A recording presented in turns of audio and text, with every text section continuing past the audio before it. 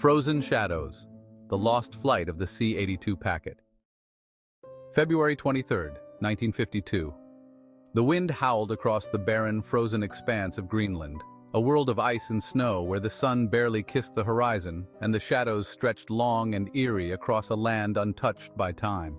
The desolate white wilderness seemed infinite, an unforgiving ocean of ice stretching on for miles in every direction. A small aircraft, a Fairchild C-82 Packet, roared through the swirling snow. Its engine strained against the freezing air, its wings cutting through the storm as it fought its way northward. Inside the cockpit, Captain William D. Yates gripped the controls tightly, sweat beading on his brow despite the cold. Beside him, Second Lieutenant George A. Hartman peered through the thick windshield, his eyes squinting against the onslaught of snowflakes. The storm had turned violent, the kind of blizzard that could swallow you whole if you weren't careful.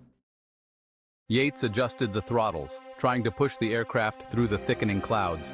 Somewhere below them, lost in the whiteness, was a weather station or an outpost, a small speck of civilization in a world that felt like the edge of the earth. The C-82 was supposed to be delivering supplies, part of a daring rescue mission. It was supposed to be routine. But nothing about this mission had been routine. The winds were picking up, the storm intensifying with each passing minute. Yates glanced at his co-pilot. "Keep an eye on that compass. We're drifting." Hartman nodded, his face tense, his breath fogging up the window as he wiped it with his gloved hand. The aircraft tilted slightly to one side, and a warning light blinked on the dashboard. The temperature had plummeted further, far beyond the safe operating limits for their engines. And yet, they pushed on. There was no turning back. There were people who depended on them. As they flew deeper into the storm, visibility worsened. The sky was a blanket of white, the ground below an endless blur. The C-82's engines sputtered, coughing against the strain. The altimeter flickered, unreliable in the swirling chaos. Yates tried to steady the plane, but the controls were growing unresponsive, the plane shuddering as if fighting against its own weight. "We've got to get out of this," Yates muttered to himself, his hands tense on the wheel. Just a little farther. But the storm had other plans. A sudden gust of wind slammed into the aircraft, throwing it violently off course. The plane veered sharply to the left, and Yates yanked the controls in a desperate attempt to regain control. It was no use. The C-82, heavy with supplies and weighed down by the fierce winds, was caught in the grip of the storm.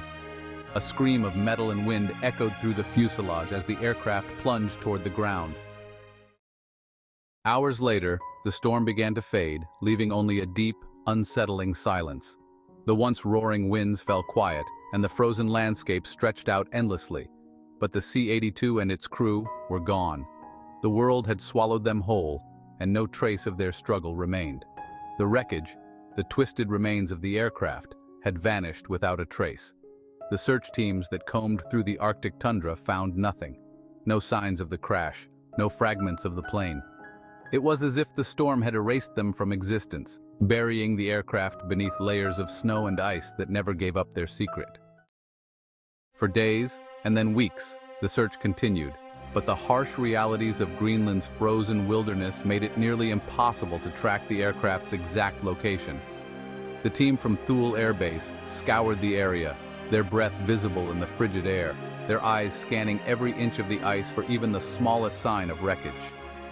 But there was nothing. The storm had been brutal, but what was even more unsettling was how thoroughly it had hidden the plane. The snow seemed to have closed up behind it, sealing off the crash site like a tomb. The wreckage of the C-82 Packet was simply gone. In the days that followed, the military issued a brief statement. The aircraft and its crew were presumed lost. Captain William D. Yates and Lieutenant George A. Hartman were declared missing, their final moments unknowable, their bodies never found. A memorial was erected in their honor, but no remains were ever recovered. As the months passed, whispers began to spread. The ice had swallowed the plane, some said. Maybe it was out there, buried beneath the snow, waiting to be found. Maybe the wreckage would resurface someday. But as time went on, and more planes flew over Greenland's vast white wilderness, the search for the Fairchild C-82 Packet faded into history. It was a casualty of war, a mission lost to the brutal elements of the Arctic. Yet some still believed the wreckage was out there, waiting to be discovered. Years later, expeditions would occasionally return to the same stretch of land, using new technology, radar drones, satellite mapping, to search for the wreckage. They would find anomalies in the ice, disturbances beneath the surface that seemed to suggest something was there. But when they arrived, nothing could be found. No C-82, no crew, only the stark, silent landscape where the cold had kept its secrets for decades. In the present day, the story of the C-82 Packet is little more than a ghost story, a whisper of the past, carried on the wind that blows across Greenland's icy plains. The wreckage, if it still exists, remains frozen beneath the snow, entombed in a place so remote, so inhospitable, that it may never be uncovered. The search continues in the imaginations of those who dare to wonder, but the mystery of the lost flight remains unsolved. Captain Yates and Lieutenant Hartman's fate, like the fate of their plane, is a question without an answer. Were they swallowed by the storm? Did they survive long enough to witness the ice claim their craft? Or did they vanish into the frozen wilderness, their final resting place known only to the wind and snow? The C-82 Packet was lost, and with it, the men who piloted it. Its wreckage, if it is out there, still waits in the unforgiving cold, buried beneath the shifting ice.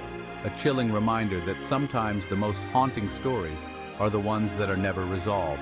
Please like and subscribe for more unexplained mysteries.